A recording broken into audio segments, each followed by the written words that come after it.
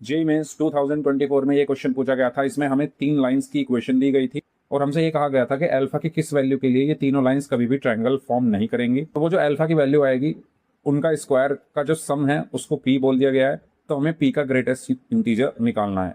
तो कंडीशन ये दी हुई है कि ये तीनों लाइंस कभी भी ट्रायंगल फॉर्म ना करें। तो ये तीनों लाइंस ट्रायंगल कब कब फॉर्म नहीं करेंगी? केस 1, जब ये तीनों लाइंस कॉन्करेंट हो यानी एक ही पॉइंट से पास हो रही हो, या ये तीनों लाइंस पैरेलल हो। तो इन केसेस में पहला केस मैंने ये लिया है, कभी भी ट्रायंगल फॉर्म नहीं होगा। तो जब लाइंस कॉन्करेंट हो या पैरेलल हो तो उसकी कंडीशन क्या होती है? अगर आपके पास 3 लाइन इस फॉर्म में गिवन है तो कॉन्करेंट और पैरेलल होने के लिए A1 A2 A3 B1 B2 B3 और C1 C2 C3 इस तरीके से लिखेंगे। उसका जो डिटर्मिनेंट है वो 0 के इक्वल आना चाहिए। अब मुझे जो लाइंस दी हुई हैं वो दी हुई हैं 2x - y + 3 = 0, 6x + 3y + 1 = 0, alpha x + 2y - 2 = 0।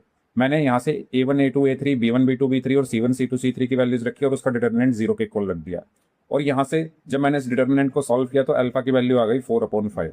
अब ये जो अल्फा की वैल्यू है 4/5, मुझे इसकी हेल्प से ये देखना है कि ये तीनों लाइंस कॉन्करेंट हैं या पैरेलल है।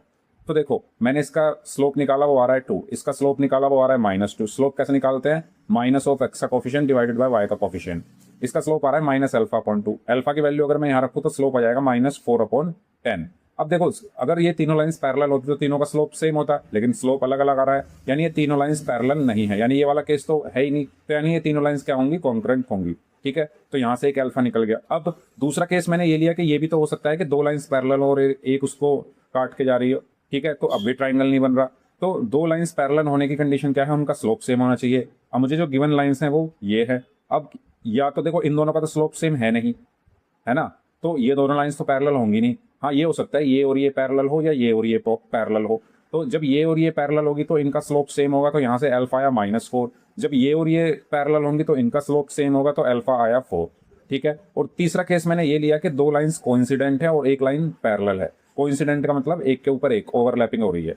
अब 2 लाइंस कोइंसिडेंट होने के लिए A1/A2 = B1/B2 = C1/C2 होती है कंडीशन। ये दोनों लाइंस तो कोइंसिडेंट हो नहीं सकती क्योंकि इनका C1 C2 अलग है। ये दोनों लाइंस भी कोइंसिडेंट नहीं हो सकती क्योंकि इनका भी C1 C2 अलग है। और ये दोनों लाइंस भी कोइंसिडेंट नहीं हो सकती क्योंकि इनका C1 और C2 अलग है। यानी ये तीनों लाइंस में से कोई भी 2 लाइंस कभी भी कोइंसिडेंट लाइंस नहीं होंगी, यानी ये केस हमने यहीं पे रिजेक्ट कर दिया। तो अल्फा की पॉसिबल वैल्यूज क्या आ गई है? अल्फा की पॉसिबल वैल्यूज आई है 4/5, 4 और -4। क्वेश्चन में कहा गया है कि इनका स्क्वायर का सम जो है वो p है। तो इनका स्क्वायर करके सम किया तो p निकल के आया ये, और इसका ग्रेटेस्ट इंटीजर क्या हुआ? 32 हमारा फाइनल आंसर होगा।